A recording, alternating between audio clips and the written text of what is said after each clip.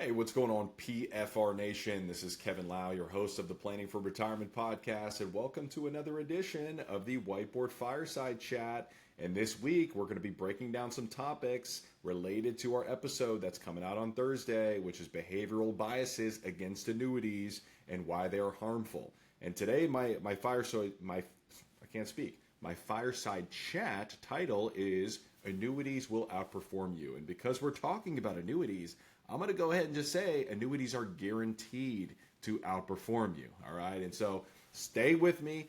Even if you are anti-annuity, if you have some negative connotations toward annuities, please stay with me. This is a very important message. And full disclosure, I probably should have started with this. I don't sell annuities. Okay. I used to have my insurance licenses from 2008 to 2020, but I dropped those when I launched my own fee-only advisory firm.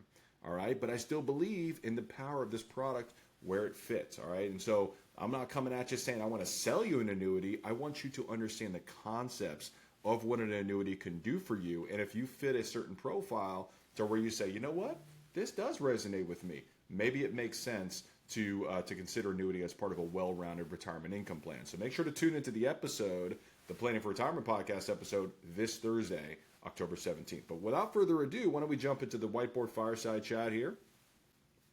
So why don't we start with answering this question? What is annuitization? All right. So what does this even mean? Well, annuitization is that's really what annuities are for, is to turn the contract, turn the asset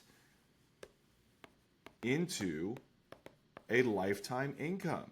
So you're taking the asset, you're giving it to the insurance company. Okay. Here's the insurance company. And in exchange, this is you. So you take your asset, give it to the insurance company, and the insurance company turns around and pays you a lifetime income. Now that's in its purest form what an annuity is designed to do.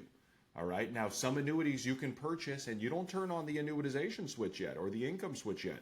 You could just let that asset cook and compound. There are some tax benefits to purchasing a non-qualified annuity that you might consider. But ultimately, in its purest form, you could purchase a contract that can be annuitized later, or you go ahead and take assets that are not inside of an annuity and you give them to the insurance company and they pay you a lifetime income. Now, the key is you want to make sure that this insurance company is reputable. All right. You want to make sure that the financial strength ratings are solid. You want to make sure that this company is going to be around for the next 20 to 30 years while you're receiving those payments. So make sure to tune into the episode on Thursday. I have Cheryl Moore and Tracy Lounsbury on the podcast, and we talked a little bit about financial strength ratings and how you can really vet those insurance companies. So make sure to stay tuned for that episode on Thursday. But that's simplest form. This is what annuitization means, and this is what you are supposed to do with an annuity contract. But it's a very small percentage. I'm not going to throw out a percentage because I can't remember exactly what Tracy mentioned, but he threw out a very small percentage in terms of how many contracts are actually annuitized. So what happens if you don't turn an annuity into a life income? Well, they're most likely going to be left to your beneficiaries, your heirs, the next generation. And I'm telling you right now, one of the most inefficient assets to leave to the next generation is an annuity. Those are designed for your retirement income, your lifetime income. So it really penalizes you to leave those assets as a legacy. You want to consider leaving other assets as a legacy. All right. So annuities are designed for retirement income, period. All right. So that's annuitization. And many people sort of say, you know what, I don't want to buy an annuity. There's high fees, high commissions, and all of that is generally speaking true. But when you're ultimately taking assets and giving it to the insurance company, of course there's going to be a commission. Any insurance product you buy has a commission built in. But what do you get in exchange? Okay, many people think about retirement income planning in terms of systematic withdrawals, and you've heard me talk about systematic withdrawals before. I'm a big fan of systematic withdrawals. I'm a big fan of using the 4% rule as a benchmark, and then ultimately looking at guardrails as a way to maximize those withdrawals early on in retirement, especially during the go-go years when you're more likely to spend more on things like travel and leisure than in your later years, the slow go and the no-go years. Okay.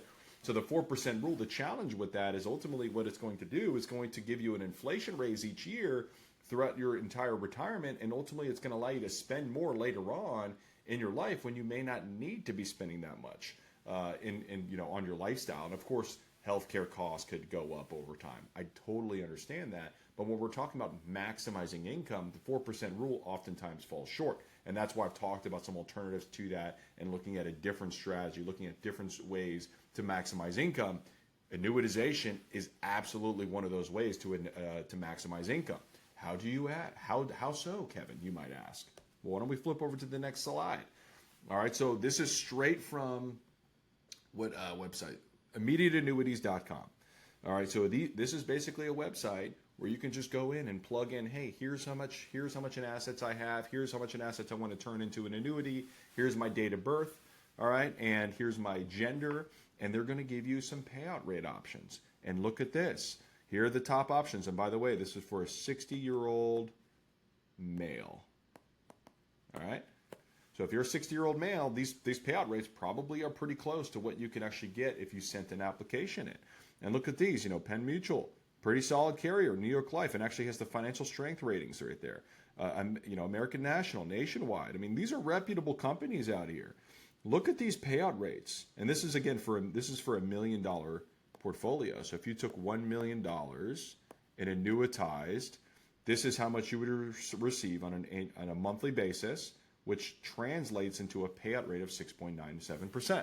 So essentially what they're doing is they're taking this 5806 and they're multiplying that by 12. So let's do that. 5806 times 12. So that's exactly 69,000. So this payout rate is 69,672. And they're dividing this dollar amount into $1 million. And that's how you get this payout rate. All right. So that's a very simple way to say, hey, you know what? Let's compare that to the 4% rule. Well, right off the bat, $1 million portfolio can generate an annual income of 69,672 per year for the rest of your life, guaranteed. No if, no what ifs, no hypothetical bear markets or recessions could essentially impact this because this is a guaranteed payment.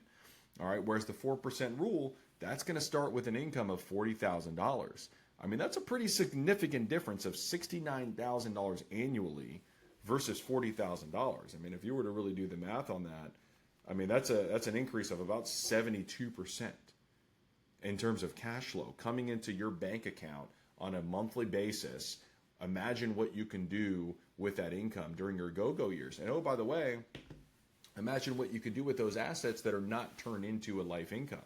Okay, now the caveat there, the downside, is that asset is no longer on your balance sheet. Okay, this is the trade-off of you say, you know what, hey, give it to the insurance company, allow them to turn it into a life income. The downside is there's no liquidity. And it's an irrevocable decision. You can't say, hey, 3 years down the road, give me my money back. I want to get, I change my mind. Okay, give me my money back. I want to keep it invested in a CD or a savings account or a treasury or, a diversified, stock bond portfolio. Can't do that. It's an irrevocable decision, and that's not an asset you can tap into in the case of an emergency, whether it's for healthcare costs or home repairs, whatever it might be, new roof. Okay, you can't access those funds that you turn into a life income. That's the trade-off, but the benefit is you're maximizing that income, especially early on in retirement when most retirees are, especially the ones that are doing it yourself, they kind of tend to stay in that 3, 4, maybe 5% in terms of an income distribution that first year in retirement, which is significantly less than all of these payout rates listed here on the screen. And the older you are, if let's say you're 65 years old or even 70 years old, the payout rates go up. If you're married and you need a joint and survivor benefit, meaning if you were to predecease your spouse, then the payout rates go down. If you're younger, the payout rates go down. If you have beneficiaries, if you have survivors that you need to protect against, that is going to impact your payout rate, but it's still fine. That's not a big deal. Maybe instead of a 6.97% payout rate, if you're married, maybe it's a 6.2 or a 6.3%. Still significantly higher than that 4% rule. All right. So let's look long term in terms of who wins. I did a little Excel breakdown on this one, and I said, okay, let's say we have $1 million portfolio over here in scenario one where we're doing systematic withdrawals, and basically this is sort of a divider in this one. Okay, so this is scenario one over here. This is systematic withdrawals using the 4% rule. So each and every year, what happens with that 4% is you start off, let's say it was $1 million portfolio, you're going to withdraw 4% of that. and you'll probably earn a little bit of return on that. And so what I assumed in this Excel doc is I assumed a 5% return. Okay, and so you can see you took out 40, you earned 48, so your ending portfolio balance is actually $1,008,000. So it actually increased a little bit, and it'll continue to do that. I mean, that's the benefit of using systematic withdrawals, is that you have this portfolio balance that's liquid on your balance sheet at any point in time for emergencies, and ultimately could be there to pass on as a financial legacy to your heirs. Whereas over here, this would be the SPIA, single premium immediate annuity scenario. All you have are withdrawals. And again, this does not increase with inflation. So that's the one caveat there, is it's a fixed payout rate. There are products out there you can essentially turn on inflation riders and essentially start with a lower dollar amount and have that increase with inflation. My take on that is skip that. Inflation protection should be Social Security as well as your investment portfolio that's still liquid on your balance sheet. And if you go ahead and annuitize a portion of your portfolio, that could actually allow you to be a little bit more aggressive with your liquid investments to potentially earn a higher rate of return than you otherwise would have if you're relying on those assets for systematic withdrawals using the 4% rule. You look after 25 years and you've taken out with the single premium immediate annuity on that asset of $1.7 million cumulative withdrawals versus with the systematic withdrawal using the 4% rule, $1.2 million, $1.28 million. That's about a $460,000 difference, $460,000 increase in cumulative withdrawals using the SPIA. Now, obviously, the assets are not liquid on your balance sheet anymore, and that's really the big reason why many people don't like to use annuities, is because they want liquidity, they want control. But if your goal isn't to necessarily maximize legacy or to maximize, how much you leave when you're dead, you might consider a single premium annuity for a portion of your assets. And again, trying to figure out what that sweet spot is in terms of how much to annuitize is why you need to tune into the podcast episode this Thursday. Okay. And many people are concerned on the impact on legacy. Okay. And that's another thing. And that's why I'm going to do a separate Whiteboard Fireside Chat next time. So you're going to have to make sure to tune in for the next Whiteboard Fireside Chat coming out this Saturday. And again, if you're finding value in our content, make sure to like the video, make sure to share it with a friend, and make sure to subscribe to the channel. It helps us help you and also helps us impact more people. Until next time, PFR Nation, thanks for tuning in. This is Kevin Lau signing off.